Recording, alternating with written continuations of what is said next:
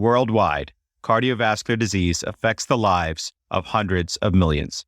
Dedicated cardio nerds everywhere are working hard to fight this global epidemic. These are their stories.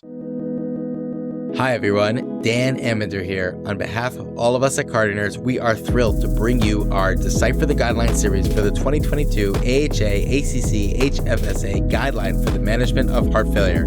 Get ready for short and bite-sized, high-impact clinical vignette-based questions designed to highlight core concepts based on cutting-edge evidence that are relevant to your practice. The cases we use are hypothetical and for educational purposes only. This series was developed by CardioNerds and created in collaboration with the American Heart Association and the Heart Failure Society of America. It was created by 30 trainees spanning college students through advanced fellowship with mentorship from Dr. Lala, Dr. Robert Mentz, and Dr. Nancy Sweitzer. We thank Dr. Judy Bezanson and Dr. Elliott Antman for their guidance. So join us as we get to learn about the guidelines and beyond from 16 leading faculty experts. With that said, it's time to get nerdy. The following question refers to Section 7.8 of the 2022 AHA ACC HFSA Guidelines for the Management of Heart Failure. The question is asked by St. George's University medical student and CardioNerds intern, Chelsea Amo Tweneboah, answered first by Mayo Clinic Cardiology Fellow and CardioNerds Academy Chief, Dr. Teodora Donisan, and then by expert faculty, Dr. Michelle Kittleson. Dr. Kittleson is Director of Education in Heart Failure and Transplantation, Director of Heart Failure Research, and Professor of Medicine at the Schmidt Institute, Cedars-Sinai in Los Angeles, California. She is Deputy Editor of the Journal of Heart and Lung Transplantation, on guideline writing committees for the ACC AHA, and is co-editor-in-chief for the ACC Heart Failure Self-Assessment Program, as well as being on the board of directors for the HFSA. Her Clinician's Guide to the 2022 Heart Failure Guidelines, published in the Journal of Cardiac Failure, is a must-read for everyone. Dr. Kittleson, welcome back to CardioNerds. I am delighted to be here. Thank you so much. And with that, we will start with a question. So the question I have is a 69-year-old man was referred to the cardiology clinic after being found to have reduced left ventricular ejection fraction and left ventricular hypertrophy. For the last several months, he has been experiencing progressively worsening fatigue and shortness of breath while getting to the second floor in his house. He has a history of bilateral carpal tunnel syndrome and chronic low back pain. He takes no medications. On exam, his heart rate is 82 beats per minute. Blood pressure is 86/60. O2 saturation is 97%, breathing ambient air, and BMI is 29. He has regular rate and rhythm with normal S1 and S2, bibasilar pulmonary rails, and +1 pitting edema in both legs. EKG shows normal sinus rhythm with a first-degree AV delay and low voltages. Transthoracic echocardiogram shows a moderately depressed left ventricular ejection fraction of 35 to 39%, severe concentric hypertrophy with a left ventricular posterior wall thickness of 1.5 centimeters, and strain imaging showing globally reduced longitudinal strain with apical sparing. There is also a biatrial enlargement and a small pericardial effusion. A pharmacologic nuclear stress test did not reveal any perfusion defects. A gammopathy panel, including SPEP and UPEP, serum and urine immunofixation studies, and serum-free light chains are unrevealing. Its 99 technetium pyrophosphate scan was positive with grade 3 uptake. In addition to starting diuretics, what is the next most appropriate step for managing this patient? The answer choices are A, start metoprolol succinate, B, start sacubitril valsartan, C, perform genetic sequencing of the TTR gene, or D, perform endomyocardial biopsy. So Teo, I'm curious, what do you think the answer for this question would be?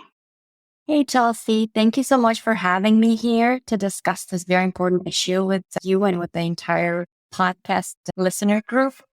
And thank you for the question. The correct answer is actually answer C, to perform genetic sequencing of the TTR gene. This patient has findings which raise suspicion for cardiac amyloidosis. There are both cardiac low voltages on EKG and echocardiogram showing marked hypertrophy with biatrial enlargement and small pericardial effusion, as well as a characteristic strain pattern, and also extracardiac features such as bilateral carpal tunnel syndrome and low back pain. All of these suggest amyloidosis. The diagnosis of cardiac amyloidosis requires a high index of suspicion and most commonly occurs due to a deposition of monoclonal immunoglobulin light chains in AL amyloid cardiomyopathy or transthyretin in ATTR amyloid cardiomyopathy. ATTR may cause cardiac amyloidosis as either a pathogenic variant or as a wild-type protein. Patients for whom there is a clinical suspicion for cardiac amyloidosis should have screening for serum and urine monoclonal light chains with serum and urine immunofixation electrophoresis and serum-free light chains. This is a Class 1 level of evidence B recommendation. Immunofixation electrophoresis is preferred because serum or urine plasma electrophoresis, S-type or U-type, are less sensitive.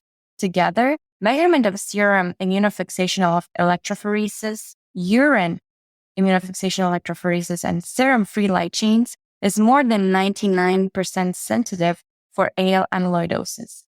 Negative studies, as in our patient, essentially exclude AL amyloidosis from consideration. In patients with high clinical suspicion for cardiac amyloidosis without evidence of serum or urine monoclonal light chains, bone scintigraphy should be performed to confirm the presence of transthyretin cardiac amyloidosis. This is a Class 1 level of evidence B recommendation. As in this patient's case, the technetium pyrophosphate scan with a grade 2 out of 3 cardiac uptake in the absence of a serum or urinary monoclonal protein has a very high specificity and a positive predictive value for ATTR amyloid cardiomyopathy. This allows for a non-invasive diagnosis of ATTR amyloid cardiomyopathy, obviating the need for an endomyocardial biopsy, and so option D is inaccurate. In patients for whom a diagnosis of transthyretin cardiac amyloidosis is made, genetic testing with TTR gene sequencing is recommended to differentiate hereditary variant from wild-type transthyretin cardiac amyloidosis. This is again a Class 1 level of evidence B recommendation. Differentiating between pathogenic variants or a wild-type protein variant is important because confirmation of the pathogenic variant would trigger genetic counseling and potential cascade screening of family members and TTR silencer therapies such as inotersen and patisiran, currently only approved for the treatment of polyneuropathy caused by ATTR pathogenic version of amyloidosis. Routine guideline-directed medical treatment for neurohormonal blockade may be poorly tolerated in patients with ATTR amyloid cardiomyopathy and ejection fraction of 40% or less. Due to restrictive physiology, they may be predisposed to more hypotension with RD, ACEs, and ARBs. Similar, patients with ATTR amyloid cardiomyopathy rely on their heart rate response to preserve the cardiac output, thus beta blockers may worsen heart failure symptoms. In this case, our patient already has a borderline blood pressure without these medications. Both options A and B are false. So pay attention. The main takeaway from this question is the fact that in patients for whom a diagnosis of transthyretin cardiac amyloidosis is made, TTR gene sequencing is recommended to differentiate the pathogenic variant from the wild-type transthyretin cardiac amyloidosis. This has implications in terms of screening for family members and management options for the pathogenic variant patients. For patients who have ATTR amyloid cardiomyopathy and have an ejection fraction of 40% or less, guideline-directed medical therapy may be poorly tolerated. Thank you so much, Chelsea, again, for the opportunity to have such an interesting discussion. And I was just wondering if Dr. Kittleson might have any additional comments on what we just spoke about. Yes, thank you so much. Amyloidosis is one of my favorite things to talk about, so I love this question. When I think about amyloidosis, I think of three things. Number one, have a high index of suspicion. You're not going to find it on some test you would order routinely. You have to think about the diagnosis to make the diagnosis.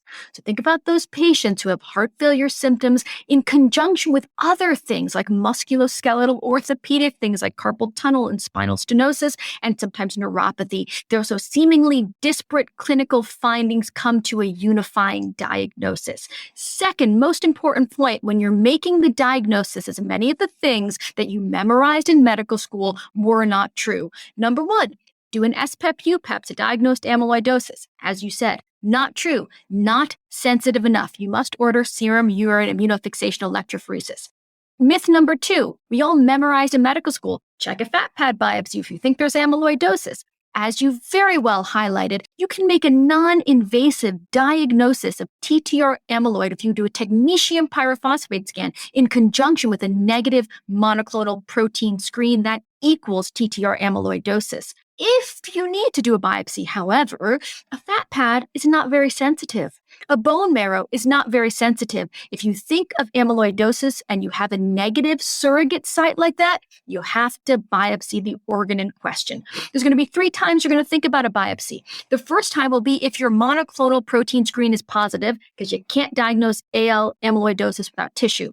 Number 2, technetium scans are not available. Or 3, your scan is equivocal, but your clinical suspicion is high. Remember, don't look at the test, look at the patient. If the patient is screaming amyloid to you, then go on further to try to make the diagnosis. This other point I'm going to make is about GDMT in patients who have infiltrative restrictive cardiomyopathy. If you think about it, GDMT works in HFrEF because of the magical and mysterious neurohormonal pathways that lead to remodeling on a long-term level, and also the acute hemodynamic benefit, because these patients with HFrEF, you afterload reduce them and their stroke volume goes up and their cardiac output goes up and everyone is happy and feels better.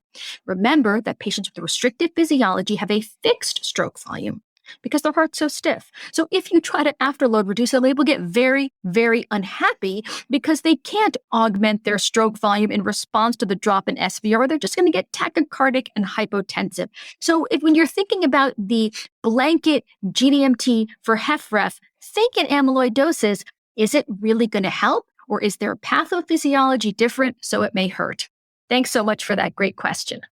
Wow, that was amazing. Thank you, Teo and Dr. Kittleson, for your thorough answers.